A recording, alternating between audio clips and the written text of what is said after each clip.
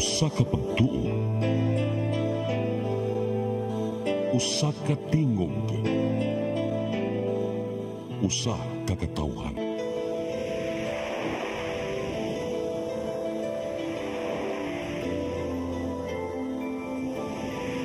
Cebu Catholic Television Network.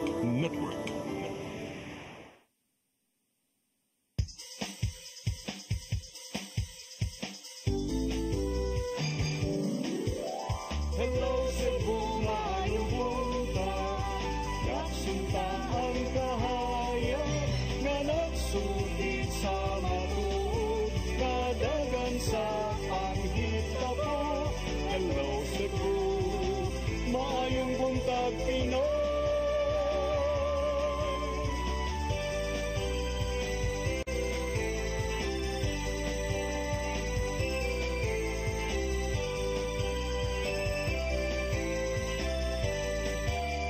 Ang katutulungan sa mga katawhan. Hello Cebu, hello Cebu, maayong buntag Pinoy, maayong buntag Pinoy, maayong buntag Pinoy. Hello Cebu, may buntag Pinoy. Adlaw karong Biyernes, pitsa 14 sa buwan sa Marso 2025. Ako si Maluy Nocando Tabar. Ako si Attorney John Destacamento. Welcome sa itong programang Hello Cebu, may buntag Pinoy. At today ipadangat itong latest weather update. Ikis pag-asa Mactan, Sir Jomar Eclarino, may buntag. Yes, ma'am. Good morning sa tanan o sa atong tanan tigpaminaw kinitong latest weather update karong adlaw. Sterlis or init na hangin dito sa dagat Pasipiko ang paday nakaapekto sa tibuok sa nasod. Atong weather conditions sa tibuok Central Visayas, lakip na ang probinsya sa Cebu, makasinati generally for weather init ug medyo igang na panahon, gawas init patak-patak na mga pagulan o kini localized thunderstorms tungod gihapon kini sa easterlies. Hining ito na sa kasarangan na hangin masinati sa Visayas ug ang kadagatan malinawon nga na sa kasarangan ang pagbalod. Temperatura sa Cebu 26 to 31 degrees Celsius. Natay forecast maximum heat index sa Cebu na moabot sa 39 degrees Celsius ug under kini sa extreme caution na category. Haring adlaw mosalog alas 5:55 sa hapon ug misilang kanina alas 5:52 sa buntag. Dagat mo taob sa alas 11:55 karong udto, muhunas alas 5:23 sa hapon. Philippine Standard Time alas 8:07 sa buntag. Gikan diri sa Mactan Pag-asa Visayas, DOST Jomar Eclarino. Sir Jomar. Yes, ma'am. Good morning. Hi, good morning again, sir. Kagahapon, sir, medyo uwan, kaayo uwan pagbuntag, pero pagkahapon haskang sakitas init. So, ingon ana paghihapon ang ato ang masinati karong adlaw, Sir Jomar? So gahapon natong situation no tungod kini sa easterlies, so nakasinati itang mas init compare sa previous days. Actually pinakataas kahapon na record nato ang heat index alauna, which is 40 degrees Celsius. So far kini ang pinakamataas na record nato diri sa Mactan Station na 40 degrees Celsius. So karong adlaw expected nato is 39 degrees Celsius. So kining nasinatin natong pagdag-om. So later or late this morning is mahilis naman ni. So balik na sad sa init. So unsay ato ang mga projected kaha nga peak nga kainiton karong adlaw, sir? Karong adlaw, so expected na to atong forecast is 39 degrees Celsius. So especially diha yan sa alas di sa buntag kutob sa alas 4 sa hapon, diha nato ma-record ang mga taas na temperatura. Okay. Kanang 39 degrees Celsius. Posible pa na mosaka, Sir Jomar. Nya unsa na nga category kato na ba nang gitingon nilang danger level? Actually, ang atong category sa danger level, Attorney Jan, is pagsugod kini sa 42 degrees Celsius up to 52 degrees Celsius. But diri sa Cebu, so far wala pa ta nakaabot sa danger level category. So kining 39 mahug siya sa extreme caution category, but it's still possible ang gitawag nato na heat stress, heat exhaustion o prolong atong activity sa gawas directly sa init, possible mga heat stroke. Okay, daghang salamat Sir Jomar sa imong pagpasabot o good morning ninyo des Pag-asa Mactan.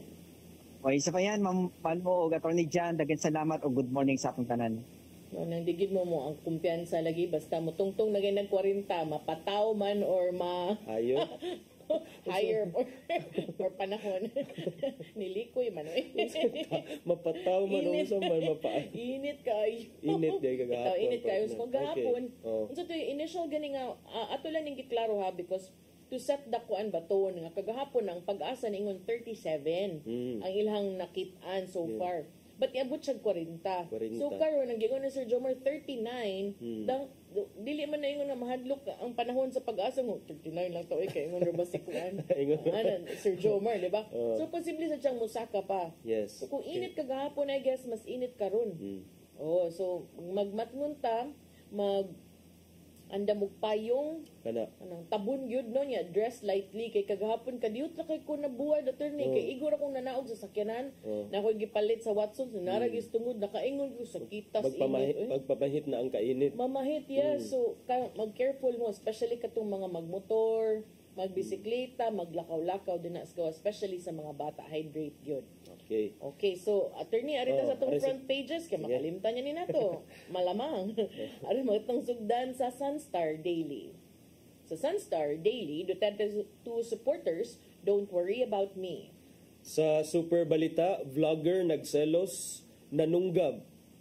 Sa The Freeman, before ICC custody, Duterte's final words, so be it. Sa Banat News, kidnapping ang nahitabo. Mao kanay depensa sa palasyo sa pag-aresto kang former President Rodrigo Roa Duterte. Sa Philippine Daily Inquirer, Duterte and ICC custody. Philippines Post urges health checks. Sa The Philippine Star, ICC takes custody of Rudy. Sa Manila Bulletin, explain Duterte's arrest and turn over to ICC SC orders. Og sa Tempo, so be it. Duterte accepts destiny as he faces ICC. Mao gatong front pages sa mga pamantalaang lokal ug nasyonal. Sa mong pagbalik amoy padangat kaninyo, mga balita nga nahipos itong kaubanan sa CCTN News and Public Affairs team. Please stand by. Hello Cebu, maayong buntag Pinoy, maayong buntag Pinoy, maayong buntag Pinoy. Discover the beauty of the Philippines.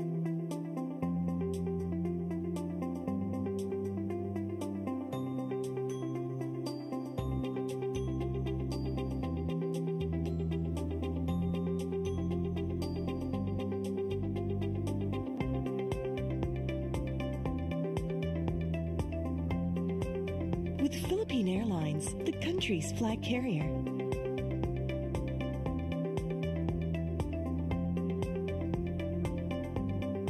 The airline that lets you feel the warmth of the nation.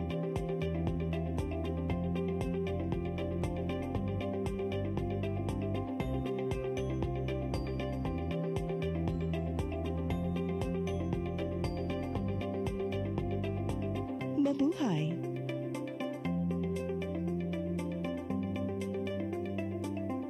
Kaiba sa mga politiko, matagal nang ginagawa ni Ariel Quirubin ang ipaglaban tayo. Kahit sariling buhay inaalay. Ngayon, iba ang laban.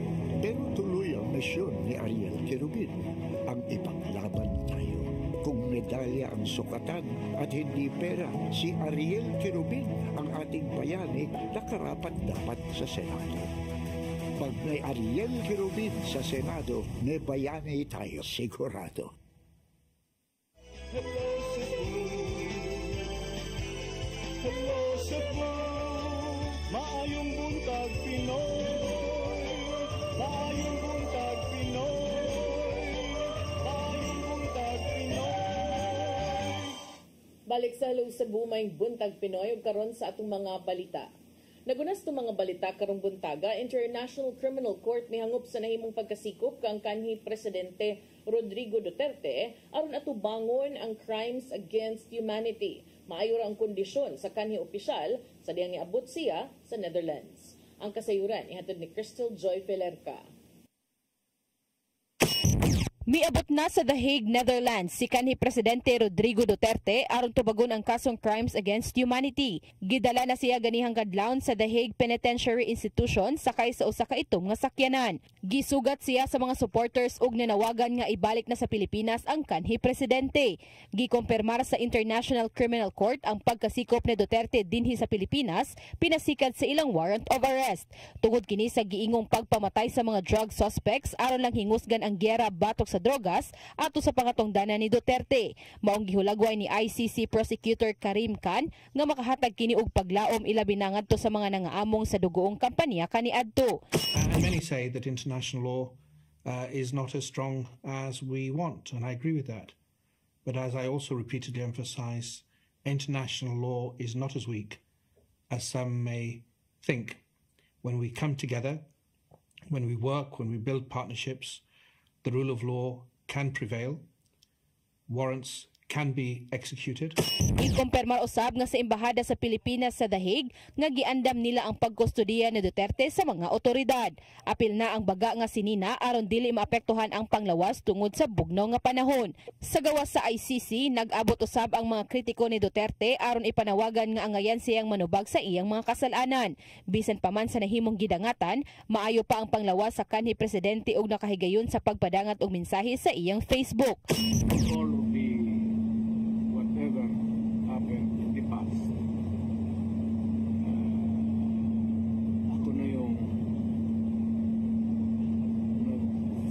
Sa ating law enforcement at military. Sinabi ko na, I will protect you and I will ako ang managot sa lahat. Niapas usab sa The Hague si Vice Presidente Sara Duterte aron subayon ang kahimtang sa iyang amahan. Makigsabot siya sa mga abogado didto aron mahimuan og dugang panglegal nga lakang. Crystal Joy Felerca, CCTN News. Samtang kanhi Cebu City Mayor Michael Rama may deklarar nga iyang panguluhan ang oposisyon sa tibuok Kabisayan. Apan gitataw usab nga dili niya kontrahon ang gobyerno bisan pa man sa ginangatan sa nag-endorso sa iyang kandidatura nga si kanhi Presidente Rodrigo Duterte. Ang kasayuran ni hatod ni Gian Navarro. Gideklarar ni kanhi Cebu City Mayor Michael Rama nga iyang panguluhan ang oposisyon sa tibuok Visayas Region. Subay kini sa gidangatan ni kanhi Presidente Rodrigo Duterte nga nagatubang karon og crimes against humanity nga kaso. Si Rama mao ang vice-presidente sa PDP laban nga may partido usab sa kanhi presidente. Nimbaguhay lang giendorso si Rama ni Duterte alang sa iyang kandidatura pagkamayor sa dakbayan sa Sugbo. Mong andam niyang panalipdan ang nagsuporta usab sa iyang pagdagan. And he can count on me as I was telling verbally before. When the hierarchy in the political echelon of the PDP was in jeopardy, maalam na lang kaming duha ra ang mahibiling. Walang iwanan. Tira magtibay. Magtigong padunod. Tuloy ang laban. Gitatausab ni Rama nga dili niya kontrahon ang Estado o ang gobyerno bisan pa man sa gidangatan karon ni Duterte. Suma pa niya nga igo lang siyang nagpalanog sa pagsukwahi sa nimong pagkasikop sa ICC ngadto sa kanhi opisyal. Giuyonan usab ni Rama ang baruganan sa iyang mga kaalyado nga adunay ginhitabong state kidnapping bisan pa man o gihimakak kini sa gobyerno sa nasod. Then do not make them take advantage of the situation. Then do something better because we learned that from before. Why do we have to make them justify when that thing that occurred now? I have made a statement. It is that like kidnapping and snatching constitute, in my own perception, constructive declaration of martial law. Mong ipaagi niya sa oposisyon ang pagkondenar kay alang ni Rama sa Pilipinas na lang matod pahimuon ang dagan sa kaso. Gian Navarro, CCTN News. Sa Sa laing bahin, bagong traffic scheme sa intersection at tubangan sa usa ka dakong mall sa Mandaue, ipatuman sunod buwan. Intersection box palapdan usab aron masayon ang pagtuyok sa mga sakyanan. Ang kasayuran ihatod ni Mary Rose Sagarino. Gisusi kaganinang buntag ang pagtrabaho sa geometric improvement sa intersection sa UN Avenue ug MC Briones Street at tubangan sa Pacific Mall syudad sa Mandaue. Naisbog na ang bagong traffic light ug refuge island alang sa pedestrian. Human niini iisbog ang stoplight sa mga sakyanan aron mapadakan ang intersection box sa tunga. Farther, including that portion farther sad. Ang purpose na niya aron dako siya og turning radius. So kusog na ang daloy labi na sa dagkong mga truck. Aduna pa usab parte nga simintuhon og magbutang og bagong lane markings. Gibanabana nga mapatuman ang bagong traffic scheme sunod buwan. Sa bagong traffic scheme, himuon ang 4 ka lane ang southbound, 2 ka lane paingon sa Cebu City ug 2 sad ang pa-left turn paingon sa Lapu-Lapu. Ang ruta sa mga sakyanan nga padung sa Konsolasyon ug sa amihanang bahin i-adjust usab aron mas magamit ang taytayan ibabaw sa Butuanon River. Ang traffic scheme gilauman nga makapaluag sa trapiko sa dapit. Dungan sa maong kausaban i-instalar usab ang adaptive traffic light aron ma-detect ang gidaghanon og klase sa sakyanan. With that intelligence put in place sa system, ibabalanse niya. Kasi titingnan niya yung doon, titingnan niya yung dito, titingnan niya yung sa kabila. Na magde-decide siya, kanino ko bibigay yung mas mahabang oras. Yes. That would play out na mas lessen na yung manpower nila on field. And then on the command centers, more monitoring na lang para gano'n. Alang sa paggiya sa mga motorista, aduna usay ipangbutang nga gantry alang sa mga signage. So mo na din ato sang anaron sa mga tao kay kanira ba siyempre nausab gunigod niya daghan tag mga ipamutang ani nga mga kaning concrete barricades kay especially to guide you. Anyway, we'll be deploying more personnel dire, especially in Igsugod. Mary Rose Sagarino, CCTN News. Sa laing balita, DTI 7 miauhag sa mga LGUs nga bantayan ang giingong overpricing sa ilang mga local products. Samtang gipahimangnuan nila ang mga konsumidor nga magmatngon sa mga produktong gitanyag online. Ang kasayuran nihatod ni Gian Navarro. Karong ting bakasyon, lauman ang pagdagsa sa mga turista sa managlayng laaganan, ilabi na dinhi sa Central Visayas. Matud sa Department of Trade and Industry 7, nga usa sa mga sagad nga reklamo nga madawat gikan sa mga bisita, mao ang pagpalabi og paburot sa presyo sa mga lokal nga produkto. Suma pa ni Regional Director Maria Elena Arbon nga adunay dakong responsibilidad ang local government unit aron bantayan ang giingong overpricing sa mga pagkaon ug uban pa. Sila hinuna mag-igo sa mga regulasyong ipatuman ilabi na ngadto sa mga naninda. Kung reliable supply, makasalig ka nga kaning community, ugma na nakoy maabot, sunod ugma na maabot. Steady, dili mawala from shelves and in the market. Steady ng price ana. Samtang usa sa mga gibantayan sa DTI 7 mao ang katungod sa mga konsumidor, ilabi na sa pagpaymo sa mga basic goods ug uban pa mga panginahanglanon. Maong gipaymangnuan ni Arbon ang mga mamalitay nga magbantay pirmi sa mga gipamalit nga produkto, ilabi na sa online kung matinud-anon ba sila sa maong tanyag. Nabantayan hinuon sa ilang ahensya nga adunay mga nag-offer og mga produkto nga sukwahi hinuon sa ilang saad ngadto sa mga namalit. Things that we do, mga negosyo centers na to, councilors are also doing it, is to educate our consumers, including kita. Kasi kita mailan mo mangganita. So, it's really about being aware. Ano ito gitawag ng kabyan at tor? Aron makabiling wais ang mga mamalitay ug dili mausik ang hinaguang kwarta. Mitambag si Arbon sa mga konsumidor nga timbang-timbangon una ang mga gipamaligya kung sakto ba ang iyang presyo ug maayo ba ang iyahang kalidad. Kaya magpaburot ang presyo kasi sila lang usa dito, so magpaburot sila. But if there are 10 of them competing in that particular area, then hindi na sila magpatuyang o purot because daghan man sila. Ang importante ana is information. Access to information so you would know who is offering the best price for you. Navarro, CCTN News. Sa atong katapusang balita, lalaki nga nagpabuto siyang armas dito sa Barangay Kugon Pardo na dakpan sa mga nagpatrolya ang pulis nga nadestino sa elevated outpost. Ang kasayuran ihatod ni Arnold Bustamante. Nabalog sa Inewan Police Station ang 19 anyos nga lalaki human gialarma nga armado sa City Hall Season 2 barangay Kugon Pardo sa Depeso Sugbo alas 9:30 ng buntag. Ang nasikop gilang si John G. Alindao Langi, 19 anyos taga sitio Kanipaan barangay Basak Pardo sa Depeso Sugbo din nakuha gikan kaniya ang usa ka kalibre 38 nga revolver. Sa investigasyon sa Inewan Police Station nga gireklamo ang mga suspitsado sa mga residente sa Repit human ni nga nagpabuto siyang armas.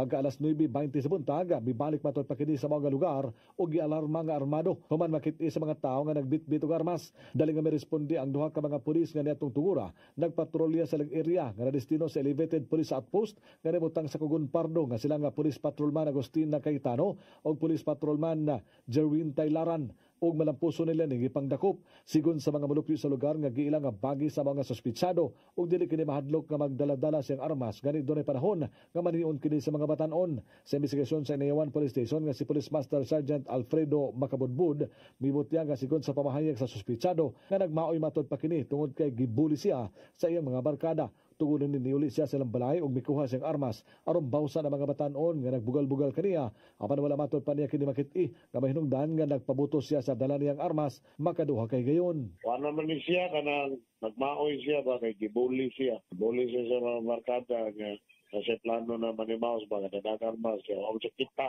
nagpamaoy siya pambuto. Ang hepe sa Cebu City Police Office, Police Colonel Enrico Figueroa, mimando siya nga mga investigador sa Inewan nga mohimog background investigation sa suspitsado kung wala ba kini laing kaso nga giatubang. Ang nakuhang armas gidak nang ipaubos kini sa ballistic ug cross-matching examination aron pagtandi sa mga kaso sa pusil sa dakbayan ug probinsya sa Sugbo. Kalapasan sa Republic Act 10591 ug Common Gun Ban ang atubangon nga kaso sa suspitsado. Arnold Bustamante, CCTV News. Mga itong mga balita nga nahipos sa kaubanan sa CCTN News and Public Affairs Team. Yung ito nakita kagahapon sa mga balita sa Sairi 47. Unya, turniya, piki man ito ang oras, di lang na ito ahaton. So, mag-break lang sa ta para nalahos-lahos na dahin taon niya sa atong pagbalik kuman sa pipila ka pahinumdom. Please stand by. Hello Cebu, maayong buntag Pinoy.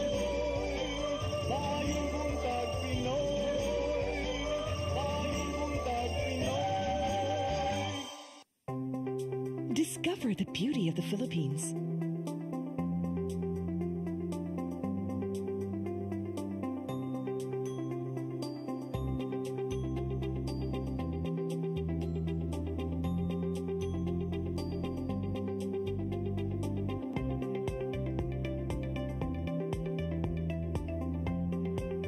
With Philippine Airlines, the country's flag carrier.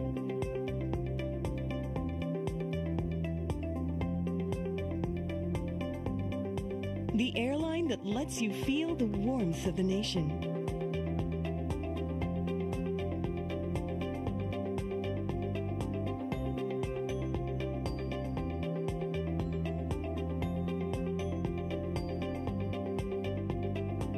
Mabuhay!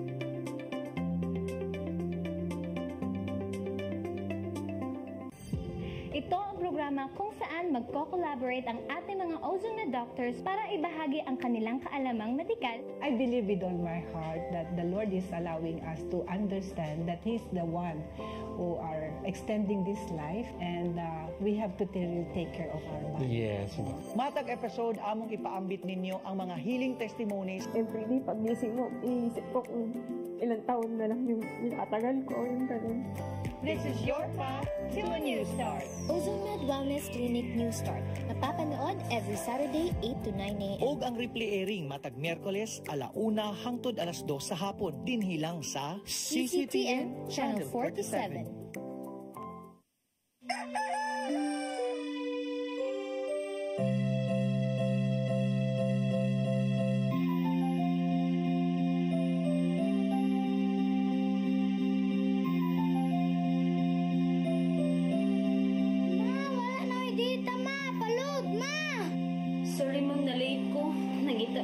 Para internet sa kong anak, ma'am.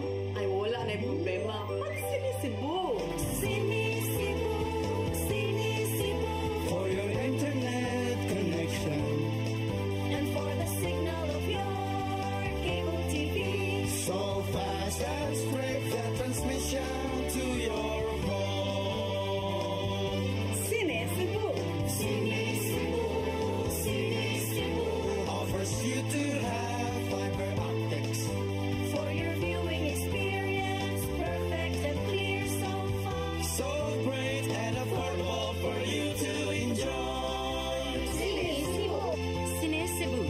Television Network Incorporated offers fiber to the home broadband internet bundled with fiber to the home cable TV connection.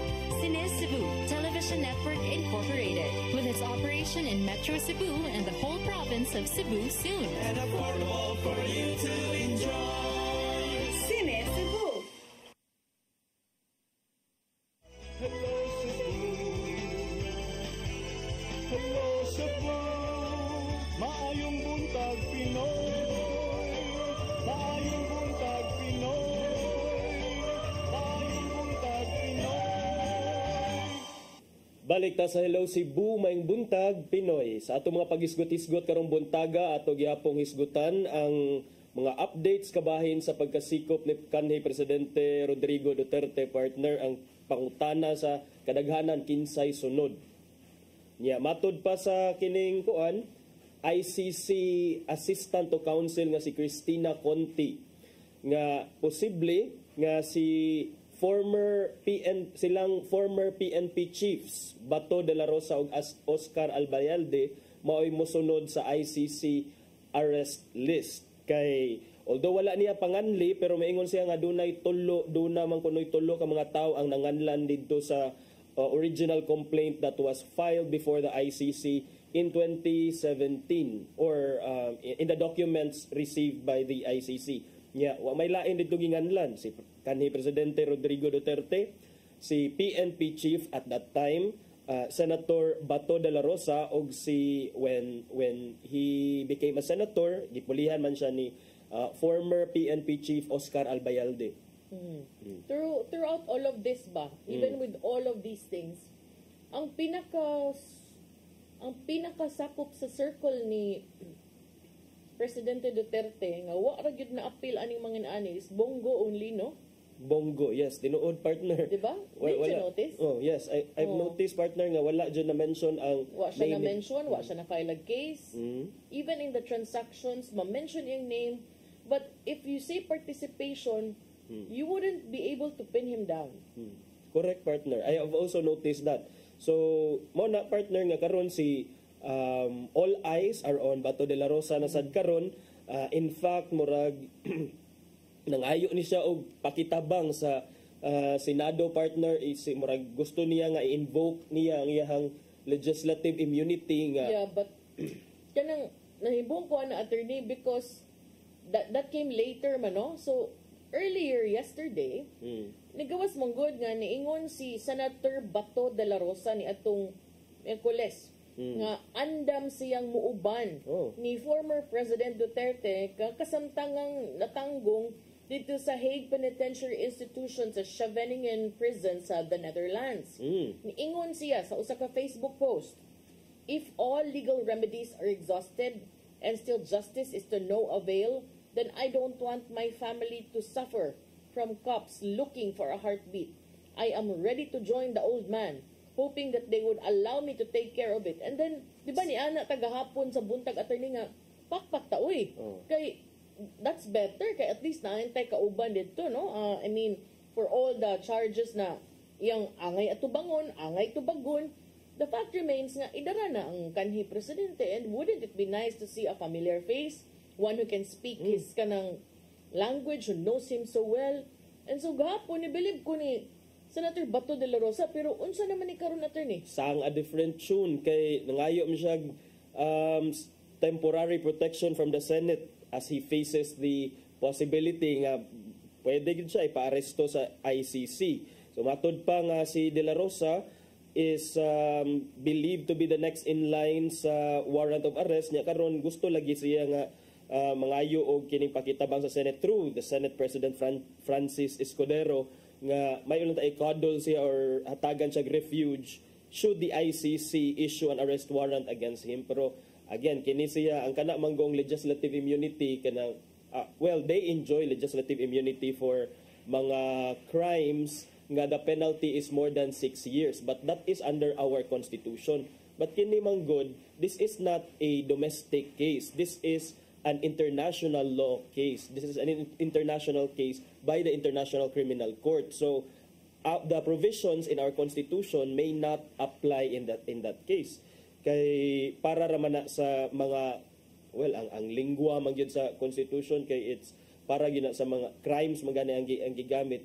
So ang pasabutan gyud ana is mo apply lang siya if the crime was committed domestically, meaning diri ra sa Pilipinas, og unya ang kaso nimo diha ra sad sa Philippine court, but this one is not a Philippine court. So I don't know if he can still enjoy legislative immunity to that.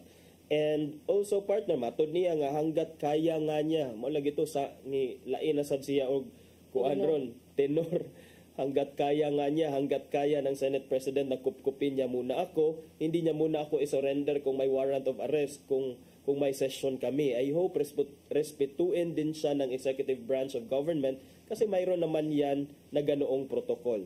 So, muna siya seeking refuge before the Senate one day after saying he's ready to join the former president in the Hague. And so now I'm beginning to, there was an article manggod, I think it was a blog, I shared it sa GC para makabasa sa niya ka attorney in your free time. Sige. And it's presenting some theories nga nganong nibalik pa ang presidente dinhi nga he could have been protected if he did not return from Hong Kong. There could have been a better way, no, for him to like seek asylum maybe, avoid this or whatever. But na yung mga angles karon nga he might have been sold out by people from his very own circle. And then if you hear mga ingon ani kang Batubal, Garma before was one of those na makaingon tanong nga usab ni unay sa iyang amo. And then now Bato de la Rosa seems to be starting to distance himself if kana lang ato ang basihan, no? So I don't know, could be that's also a reality nga ang loyalty diri sa Pilipinas labi pa sa politika sa Pilipinas purti taong kaphawa og purting nipisa, even families and friendships are sacrificed for politics and political interest. So kana di ko kabaw atong tutukan karon nga medyo that's a possibility partner, no, nga kung when worst comes to worst ang imuha mga sinaligan mo tumbling gyud sa imuha kay kabaw gyud isig ka ko ano man nga isig og tanay sa bakos na aga to giingon nga nag-wild kunot mo tinuod ba to but na ako'y nabasahan mga chika-chika sa social media nga sa naay murag sa GC nila ni Kitty GC nila ni Kitty nga na ako na murag ni tribukar sa ilang GC well, because there were friends now also who reportedly were sharing some stories nga limited view gani only to a circle of friends. And so then mao nagingon nga di gyud ka kasalig bisan pag friends pa na nimo, bisan pag family pa na nimo, makaako gyud nagbetray nimo kung ang tandi is ang ilahan ng kuan manggani ang Ginoo manggani gitry durong guys yang kaugalingong disipulo. So kana be mindful always, tutukan tani atangan tani kay bauta nga this is just the beginning of another story, no? And this time we don't know yet. Doon na sa ilaghang updates katong si Secretary Medial Dayan ingon siya nga kanang hangyo siya matud pa nga ipa check up og hospital ang presidente but kanang wala ni sugot ang ICC nga sila'y magbuot kung asa nga ospital, which I think is also understandable kay nana magkasa kustodiya sa ICC. And it's also very easy for The Hague to have competent physicians to be the ones to visit them instead of bringing the president to a hospital, diba? So nainana pod, and they use the term kidnapping unya kanang daghan og mga angles, but this is also expected, right? Kay di man malikayan nga naasay political angles and political aspects in this update. But Senator Bato de la Rosa is another thing entirely. Kay wala ko nag-expect nga ingon anak ka sayon og inaanak ka sayo nga moingon ka nga mangayo ka og immunity from arrest. Because in the first place walay taw nga wala kahibaw nga nabutang kasi mong pwesto pagka senador tungod ni Digong Duterte. So what is the purpose of asking for immunity from arrest nga ingon man ka ganahan ka nga ubanan nimo siya? Karon on top of that partner nga murag ni sukwahi siya sa iyang former nga statement. Another statement nga makaingon ta nga sukwahi na pod partner kay miingon siya kay gahapon gi-interview man siya sa ANC karon niingon na sad siya nga one death is too many for a drug war. So mura siya nausab na ang timpla. Nausab na ang timpla kay di ba mag-expect na niya. Remember sir, you were the police chief. So, my God, I am a professional policeman. One death is too many. One death is too many para sa akin. Responding to the question of or commenting on the statistics nga over 6,000 at least sa police data ang nangamatay sa bloody drug war sa previous administration, although the numbers could be higher according to human rights advocates. It could be as high as 30,000. So muna nga karon lain na sad og tunada si Senator Bato de la Rosa, and then aside niya ato sang tan-awo ng involvement ni ang iyang successor nga si Oscar Albayalde. Pero akong pangutana, attorney, kaniang gipangayo nga temporary protection from Senate, how can that be granted nga session is in recess man? Maupod. Session is in recess niya dayon June pa kuno mo balik. So daghan kaayo og kining possibilities atong tan-awon niya. Ining by the way partner ba kay akong gi-appeal diri og kining hisgot. Segue ko aning related gyapon siya sa arrest ni kanhi President Rodrigo Duterte. Kinsa ang nibayad sa Learjet nga ni hatod ni Presidente Duterte ngadto sa Netherlands? It's the Office of the President. Ang Office of the President partner maoy nagbayad sa chartered plane nga gigamit pag-transport sa kanhi presidente ngadto sa Hague. Gikumpirma ni DILG Secretary John Vic Remulla yesterday. Matud niya nga ang maong eroplano was chartered by the Office of the President. We brought him straight to the Netherlands, wheels up. We surrendered him to the ICC. Consistent ang word nga gigamit. The ICC said it was a surrender, meaning gisurrender siya sa Philippine government to the ICC, and now the Philippine government through the DILG secretary is also saying the same thing. We surrendered. So ang akong tan-aw ani partner is they are relying on that provision in the law katong RA something atong domestic law nga daangan to exception nga the government may not may as an exception to the rule, the government may not pwede siya na dili mo himog yang kaugaling ng investigation kay iyang pwede niya i-surrender ang katong tao nga ngadto sa International Criminal Court, and that is still a valid acquisition of jurisdiction over Will the that not cast any technicality or any issue on the warrant of arrest, or especially taliwaan ning claims of the Duterte camp nga gikidnap siya? Yeah, kanang tanan partner ma-discuss yun na, ma-trash out na during the later stages na unya sa trial padung sa arraignment. For sure, ang tanang anggulo diha, the Duterte camp is also not going to leave any stone unturned para lang yun nga ma-prove nila sad ang ilahang case nga there's no case against them to begin with. So tan-aw nato na kay naa na mo guna siya sa ICC partner niya, but suffice it to say nga kini wala noon gi-indicate kung pila ang nagasto sa private jet nga gi-charter, but there is now a confirmation nga but to me it doesn't matter. Para na ko mas ganahan gani ko nga he was afforded what is supposed to give him comfort ba kay ang sa mo yung pasakyan mo nang i-commercial trip sakto ra sad na nga tagaan sad siya sakto nga kanang accommodations ba aron pag-adto dito. Pero subay sad ani attorney diris atoa ang PNP karon nag-verify aning mga nikatap karon sa social media nga mga pakulo nga na maybe pakulo no kay wa man sila verified reports, but do na mo kusog kay mag-share mag-post nga nanako ni mga pulis nga nang resign na sa ilang pwesto kay wa kauyon sa gibuhat ngadto sa presidente. So ang PNP karon nag-verify ani nga mga reports nga dunay pipila ka mga sakop sa kapulisan nga nang resign sa serbisyo agig pagpadayag sa ilahang disgusto sa pagkasikop sa kanhi presidente nga si Rodrigo Duterte. Sa usa ka press conference si PNP spokesperson Brigadier General Jean Fajardo mi downplay sa mga social media posts claiming nga dunay mga nibiya tungod sa ICC development ni Duterte. So niingon siya, so far wala pa namang nag-resign, and kino-confirm din namin kasi I was informed kanina may isa doon sa nag-post ay hindi naman talaga pulis.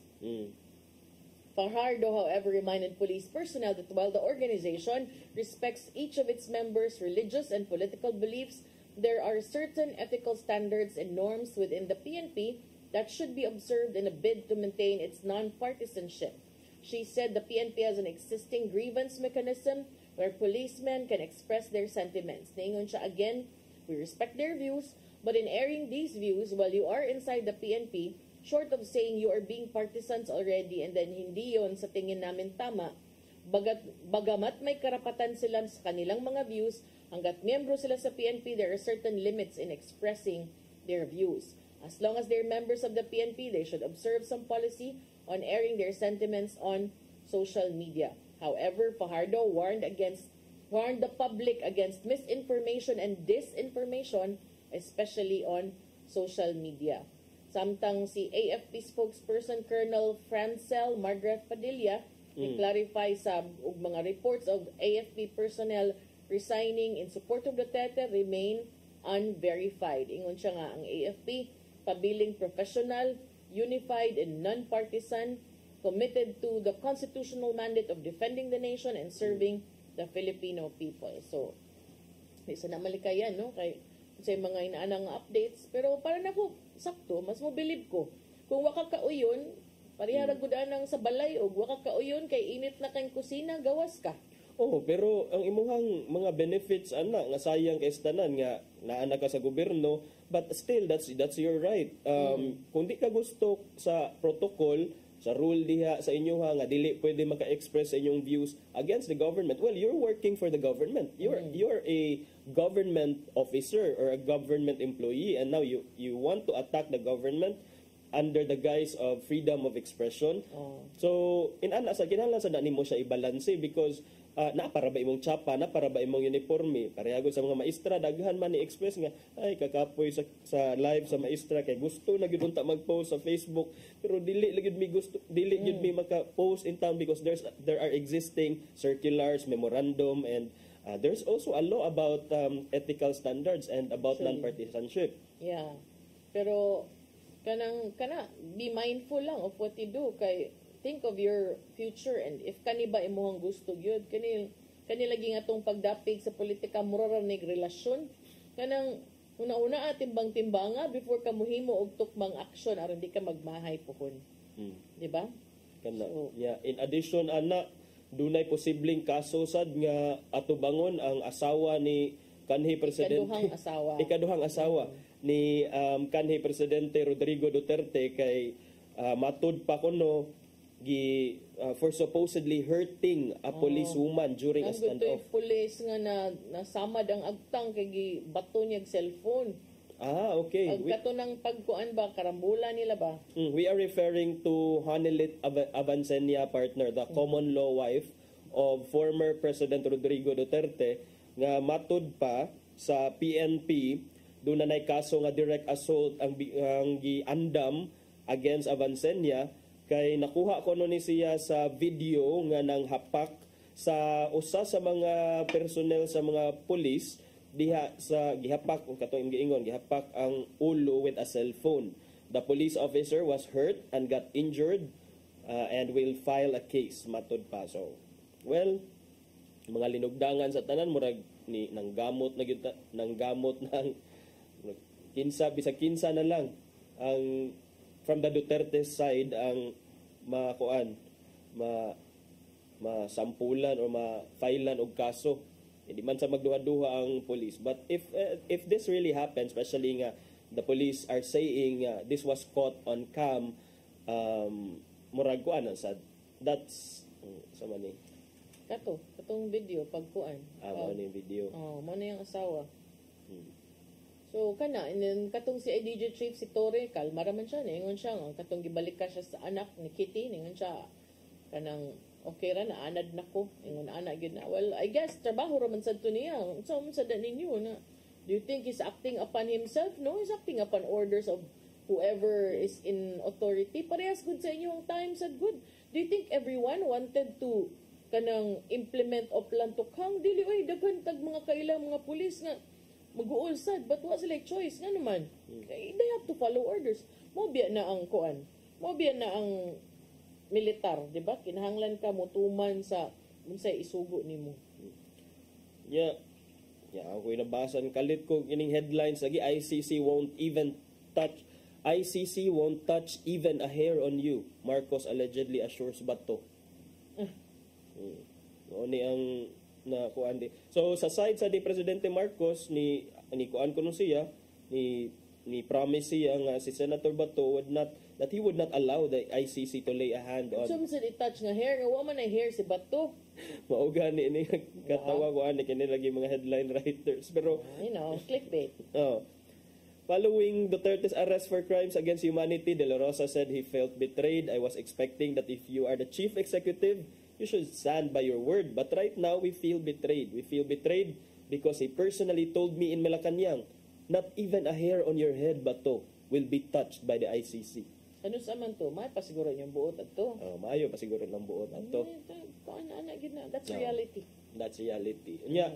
Kaning after aning mga tanan nga panghitabo partner unsay what lessons siguro nga makatunan sa mga first sa to ang mga politicians ikaduha sa mga supporters. Ako yung ikaw kay maayo kay kaana mga kuan mga ang pinakauna gid nga lesson pagkat-on mo kay ug di mo magkat-on karon na wa na gid tay padulngan ani. Pero bitaw tinuod lang kanang inyong maka happy man no ang imong pagdapig kay syempre it means na you believe in something that's also good but kanang kuan pud kanang bang klaro hagid ninyo ba unsa inyong gusto sakto pa gid ni but I don't think there's any way to convince people kay so far ang iyang followers kuan naman gyud kumbinsido naman gyud nga everything he says everything he does they cheer him on so kanang mao na sad niyo nya kaning inyong mga problemang giatubang karon well that was the consequence of the actions done before so then always be mindful nga nagi consequences to your actions and I would like to go back kay murag naa ka natoy murag very interesting a line nga giingon 2 days ago partner on the show lagi katong ingon ka nga the Marcos administration has to handle this correctly appropriately in a manner that will also not haunt them years from now. Because we all know what will happen years from now. Years from now will be another elections na pod. And kung kinsay mag-atbang, that remains to be seen. But the events today will also be part of the things that shape tomorrow. Correct. And then, as we always say, weather ra jud yan the bula nagtuyok ang bula lingin pero para sad nako partner usa sa nakapamurag realization as an outsider ba nga nag-observe kay kanang too much power can be intoxicating and we need people who can nabitang makakita or maka-call out nimo and kinsay nag-file sa case before the ICC. These are progressive groups nga that are not even technically they are not political but mga gagmay nga groups mga nga murarag wala na belong to any kuan dili ana ang position in the government but sila mismo sila ni fight because wala sila nakakita og hope or future in the kind of setup that we had in the country so mo siguro na nga kining usahay nindot jud nga naay opposition usahay nindot nga naay mo check sa imuha naay checks and balances kay para then you would know nga okay wrong na dayto kong gihimo. Well if you read the book Identity by Francis Fukuyama you can see and you can understand wanong ni uso karon ang mga populist presidencies because for many years it's always been elitists and kanang mga oligarchs nga mo ay handling the reins mo ay control sa majority of what's going on in the community and so when niabot ang panahon nga katong mga tao nga dili kaayo hatagag kay gayunan nga madunggan nadunggan na empowered sa social media na empowered by leaders like Duterte and Trump then they felt even more empowered but remember dili man na permanente ang power. So those people nga kanang nahubog siguro sa gahom, depende, whatever you call it, dunay uban inana, dili gud na mag-expect nga hangtod-hangtod magpabilin ta sa taas kay inana man ang kinabuhi. That's a fact of life. Yeah. But in fairness sa President Duterte, no, katong first year niya in power, naara ba to siya statement nga giluwatan nga it's sad to be here. Well, it always is sad on top. People get lonely on top. And you don't know who's and you cannot even trust people nga right behind you or around you. If this will be the person nga mo stab sa dimo at the back. Oh. Yeah, so ana siya. Unya, unang tay oras di ay. Wala na ta, nahumana ang si Manapod. Yeah, ako lang tong ipasupot gamay no, para makadungog atong viewer sa update nga dunay mga gipasakaan og kaso ang NBI.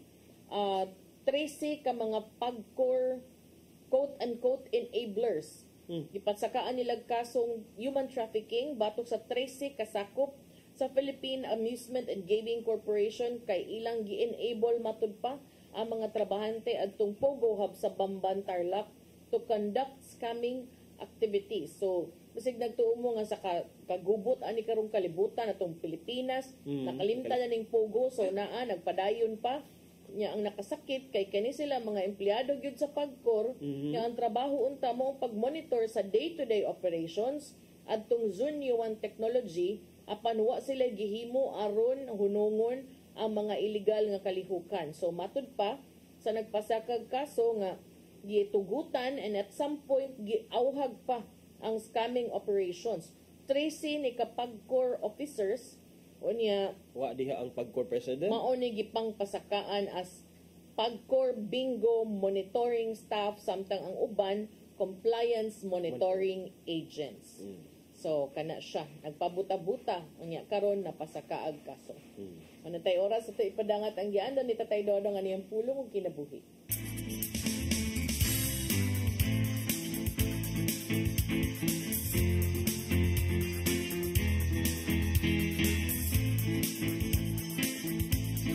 Ang pulong mo ang diwag sa dalan ko.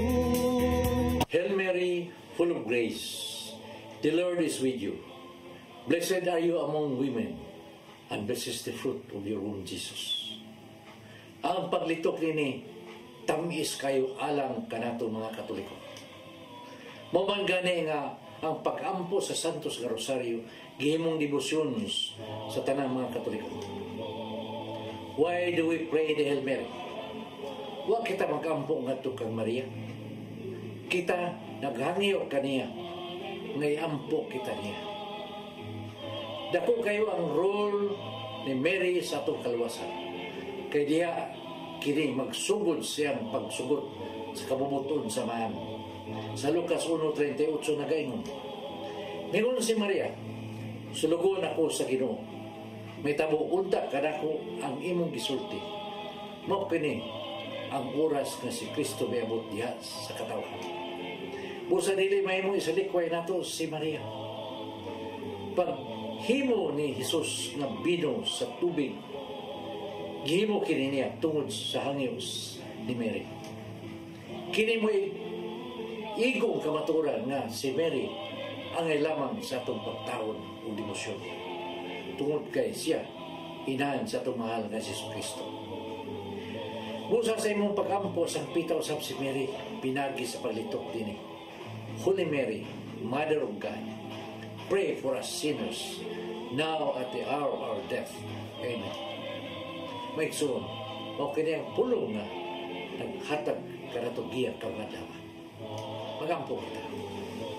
Tanan samahan sana sa Espiritu Santo. Nagitong amahan, salamat sa imong paghatag kanamo sa mahal na Birhen.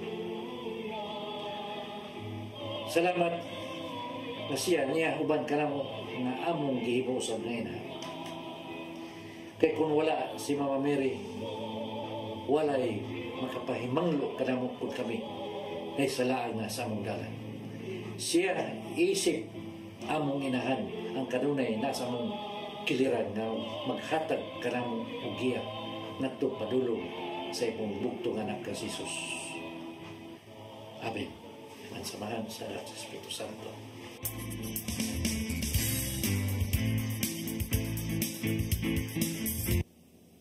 Pulong ang kinabuhi ni Tatay Dodong Limchua may nagtapos sa atong tulumanon. Dagang salamat sa Philippine Airlines. Yeah, thank you sab kang Archbishop Jose Palma, Nanay Diana Limchua ug Tatay Dodong Limchua. Yeah, thank you sab ni Sir Dennis Tabar ug sa atong kaubanan sa TOC, Sir Robert, Miss Inday, Sir Matmat, Miss Mabel, Miss Joanne. Oh, unsa to transition ani? Kuan. Thank you sa thank you had lagi. Nila po ni Sir Michael, Sir Rodel, Sir Raymond, Sir Bruce, Sir Ferdy, hi, Sir Ryan Mark nga karon sa tong studio. Of course. Sa atong i-greet atong bisita karong buntaga tag gunot sa pangalan Ryan Mark Borinaga. Oh. And favorite of the DDS ni siya. Okay. Oh, anya. Wa na tay oras no. Salamat sa iyong papag-uban and because it's a Friday, magkita na yung balik ini ka Lunes. Ako si Malu Inocando Tabar. Ako si Attorney John Destacamento. Happy weekend and God bless us all.